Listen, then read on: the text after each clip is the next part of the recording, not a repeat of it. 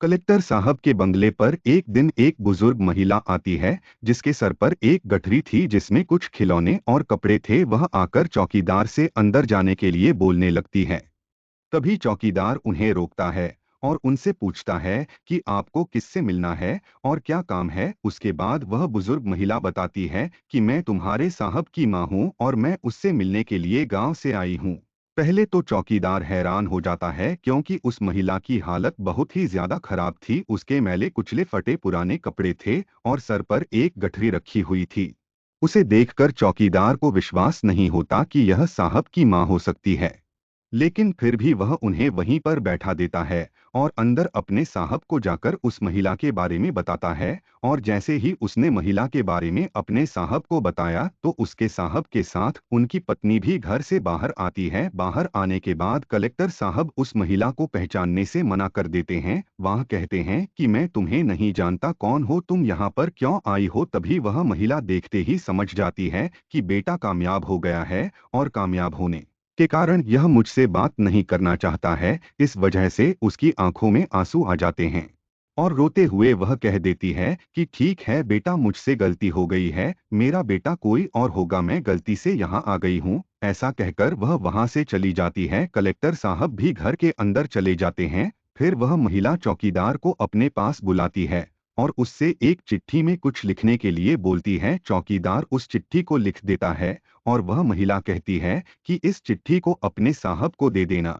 आखिर क्या लिखा था उस चिट्ठी के अंदर, उसके बेटे ने उसे पहचानने से क्यों मना कर दिया था, पूरी कहानी जानने के लिए वीडियो को अंत तक जरूर। दोस्तों, यह कहानी बिहार की है। बिहार के अंदर दो पति पत्नी रहा करते हैं। पति का नाम आकाश और पत्नी का नाम नंदनी है। उन लोगों की शादी को काफी दिन हो गए थे और उन्हें अभी तक कोई संतान की प्राप्ति नहीं हुई थी। वह लोग हर जगह पर जाते थे, जहां भी कोई बताया करता उस डॉक्टर से इलाज करवाया करते थे। और जिस मंदिर के लिए कोई बोला करता, जिस दरगाह के लिए बोला करता था, वो हर जगह पर जाकर अपनी संतान के लिए प्रार्थना करते। और इसी तरह से समय व्यतीत होता है। धीरे धीरे कुछ समय और बीतता है और कुछ समय बाद अचानक से नंदनी को पता चलता है कि वह गर्भवती है।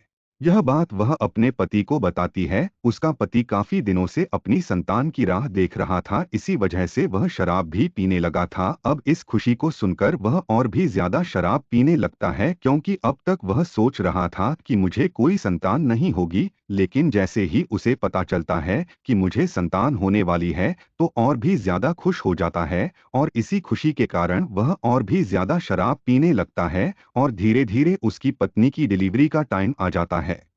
लेकिन जैसे ही उसकी पत्नी की डिलीवरी का टाइम आता है तो आकाश को पता चलता है कि ज्यादा शराब पीने के कारण उसका लिवर खराब हो गया है, जिसके चलते 2-3 महीने के अंदर ही उसकी मौत हो जाएगी। अब इस बात को सोच सोच कर वह अंदर ही अंदर परेशान रहता है। अपनी पत्नी को बिल्कुल भी इस बात के बारे में महसूस नहीं होने देता है। दोस्तों, धीरे धीरे डिलीवरी का समय आ जाता है। डिलीवरी हो जाती है और आकाश की पत्नी नंदनी ने एक लड़के को जन्म दिया।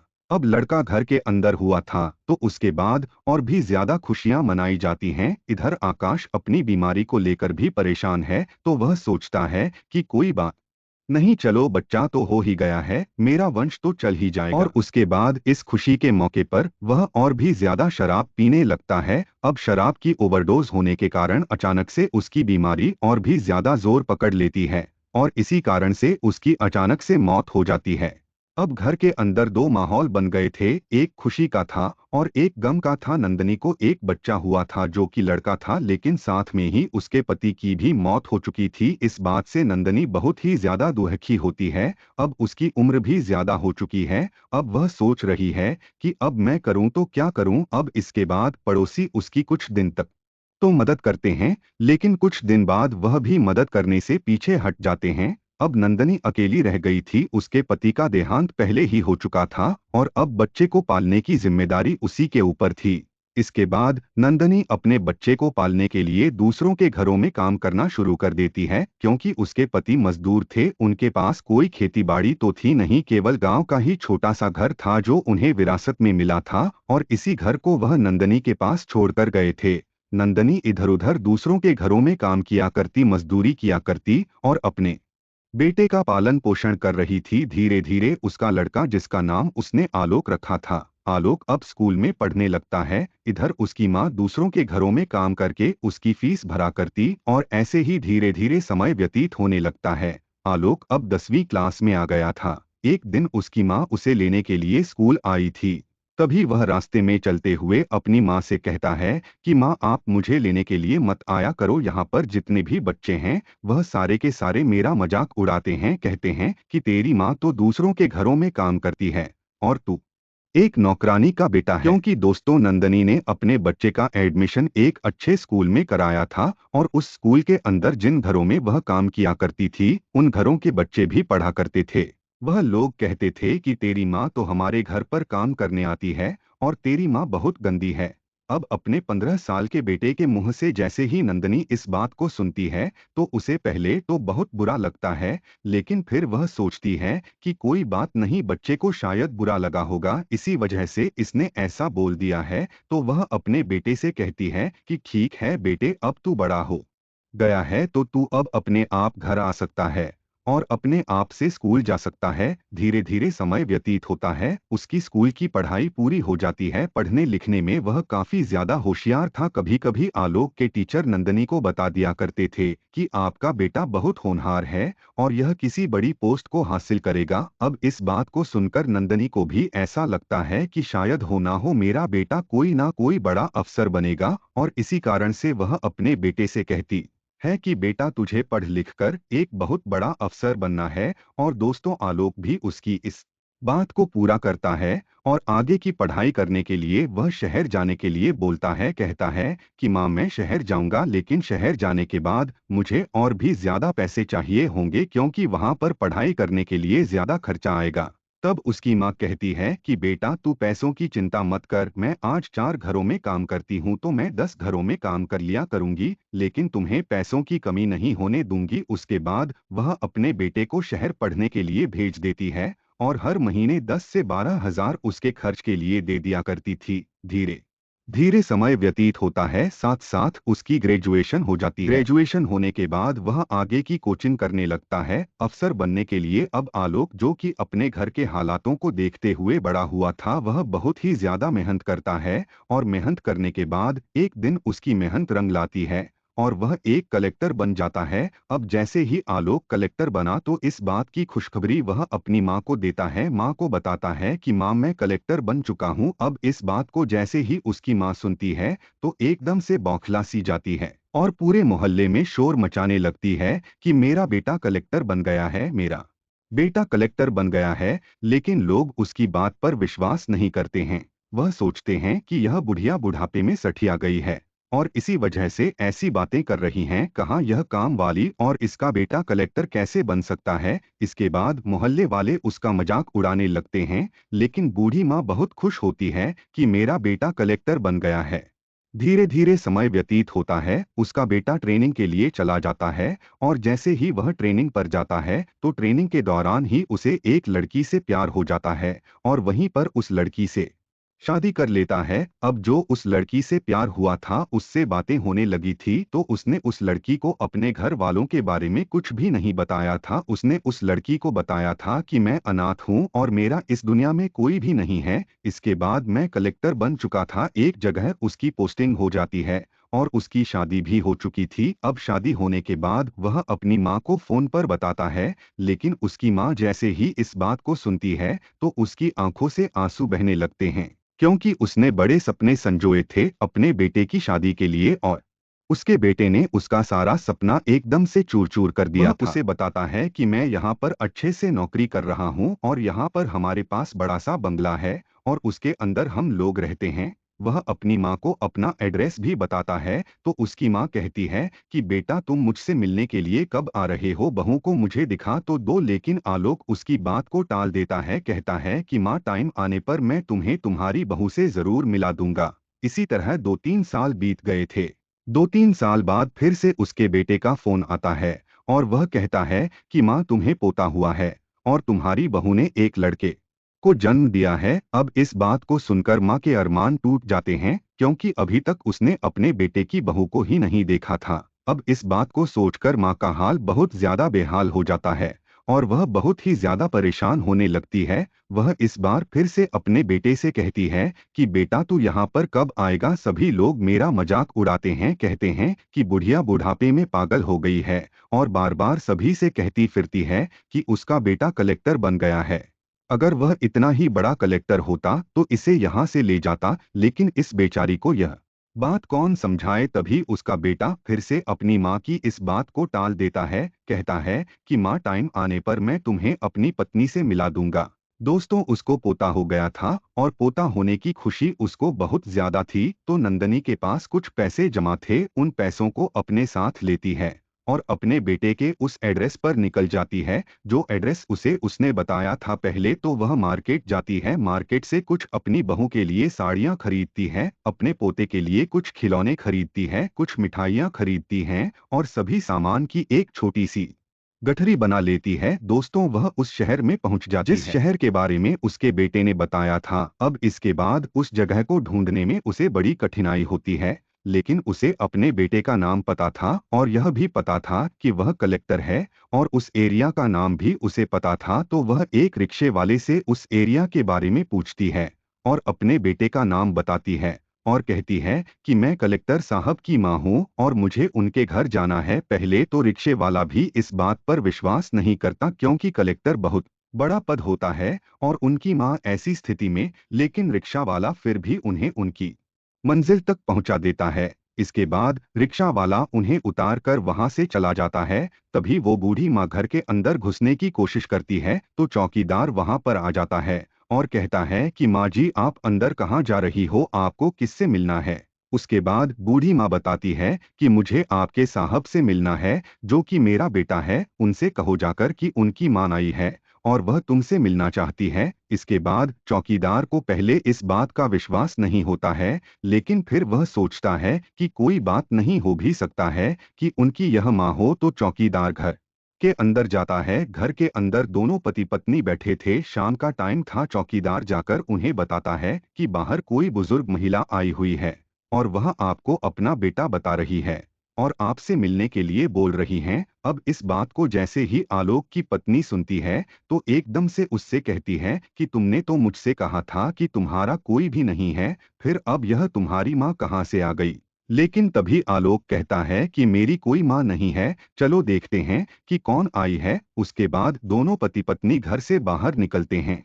आलोक की पत्नी वहीं पर खड़ की हुई थी। तभी आलोक की माँ कहती है कि बेटा आलोक, मैं तुम्हारी माँ तुमसे मिलने के लिए आई हूँ। तभी आलोक कहता है कि कौन हो तुम, मैं तुम्हें नहीं जानता और मैं तुम्हारा बेटा नहीं हूँ, तुम्हें कोई गलत फहमी हुई है। उसकी इस बात को सुनकर उसकी माँ सोचती है कि शायद बेटा मुझसे मिलना नहीं चाहता है। अब इसके बाद वह अपनी बहू की तरफ देखती है और देखते ही कह देती है कि बेटा कोई बात नहीं, ठीक है, मुझसे गलती हो गई और शायद बुढ़ापे में यह आंखें कमजोर हो गई हैं, इसी वजह से मैं तुम्हारे घर पर आ गई हूँ। ऐसा सुनते ही आलोक अपनी पत्नी के साथ अंदर चला जाता है। इधर जो बूढ़ी माँ थी वो उस चौकीदार को बुलाती है और कहती है कि बेटा मेरे लिए तुम एक चिट्ठी लिख सकते हो। तो चौकीदार कहता है कि ठीक है माँ जी, मैं आपके लिए चिट्ठी लिख दूंगा, बताइए क्या लिखना है। वह बूढ़ी माँ उस चिट्ठी के अंदर कुछ लिखवा देती है और कहती है कि बेटा अगर मेरा बेटा यहाँ पर पीछे से आए तो उसे यह चिट्ठी दे देना, और अगर मेरे बारे में कुछ पूछे तो बता देना कि माँ जहाँ से आई थी वहीं पर चली गई है।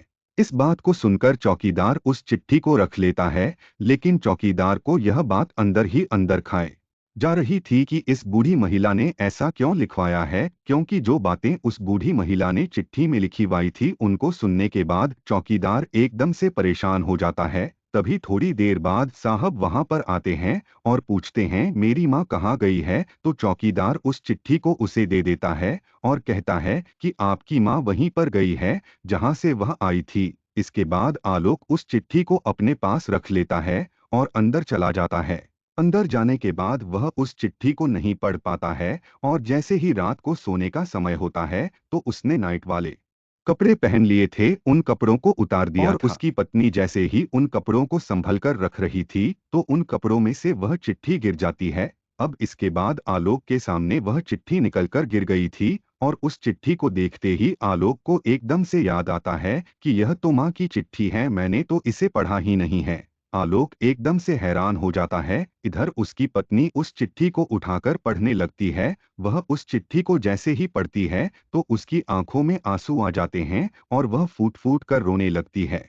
इसके बाद वह अपने पति की तरफ देखती है और कहती है कि तुम ऐसा कैसे कर सकते हो। वह माँ है जिसने तुम्हें पाल पोस कर बड़ा किया है, उस लायक बनाया है, और आज तुमने उसे पहचानने से ही मना कर दिया। इस बात को सुनकर आलोक अपनी पत्नी से कहने लगता है कि मुझे माफ कर दो, मुझसे बहुत बड़ी गलती हो गई। मैंने जब तुमसे प्यार किया था तो मैंने तुमसे कहा था कि मेरा इस दुनिया में कोई भी नहीं है, लेकिन यह मेरी माँ है जिसने मुझे पाल पोस कर इतना बड़ा किया है और इस काबिल बनाया है। अब जब यह अचानक से यहाँ पर आ गई थी तो मैं डर गया था कि कहीं मेरा भेद ना खुल जाए, और इसी वजह से मैंने उन्हें पहचानने से मना कर दिया था। अब दोस्तों, इस बात को सुनकर उसकी पत्नी उसे बहुत ही समझाती है, कहती है कि यह अच्छी बात नहीं है। जिस माँ ने तुम्हारे लिए इतना किया उसको आज तुमने ऐसे भेज दिया, यह अच्छी बात नहीं है। पत्नी के द्वारा समझाए जाने के बाद वह बहुत ही ज्यादा भावुक हो जाता है और उसकी आंखों में आंसू आ जाते हैं। वह सोचने पर मजबूर है कि मैंने आज जो भी अपनी माँ के साथ किया वह बहुत ही गलत किया है, और तभी वह फैसला लेता है कि सुबह मैं अपनी पत्नी और बच्चों के साथ अपनी माँ से मिलने के लिए जाऊंगा। दरअसल दोस्तों, आप सोच रहे होंगे कि उस चिट्ठी में क्या लिखा हुआ था। उस चिट्ठी में उसकी माँ ने लिखवाया कि बेटा, मैंने तुझे पाल पोस कर इसलिए बड़ा नहीं किया था कि तू मुझे ही भूल जाए, लेकिन मैं समझ चुकी हूँ कि तुम बड़े आदमी बन गए, और बड़े आदमी बनने के बाद अब तुम्हें मेरी कोई जरूरत नहीं है। तुम्हारा एक परिवार है। मैं दुआ करूंगी कि तुम अपने परिवार के साथ खुश रहो, और भगवान ना करे कि तुम्हारा बेटा तुम्हारे साथ ऐसा करें। यह बात उसे चिट्ठी में लिखी हुई थी। इसके बाद दूसरे दिन सुबह सुबह दोनों पति पत्नी अपने छोटे से बच्चे को लेकर सीधा उसी गांव में पहुंच जाते हैं जहां पर उनकी मां रहा करती थी। वहां पर जाने के बाद आलोक अपनी मां से माफी मांगता है और अपनी पत्नी को अपनी मां से मिलाता है। इधर जो उसकी पत्नी थी वह अपनी सास के पैर छूती है और उससे माफी मांगती है अपने पति की इस हरकत के लिए, और कहती है कि माँ जी, यह सब कुछ जो भी हुआ है वह मेरी वजह से हुआ है, क्योंकि इन्होंने मुझसे कह दिया था कि मेरा कोई भी नहीं है, और अचानक से जब आप उनके सामने आ गई तो उन्हें कुछ भी समझ में नहीं आया कि इस टाइम पर उन्हें क्या करना चाहिए। इसी वजह से उन्होंने ऐसा बोल दिया था, लेकिन रात भर इन्होंने रो रो कर बुरा हाल कर लिया था और कह रहे थे कि मैंने अपनी माँ के साथ बहुत गलत किया है।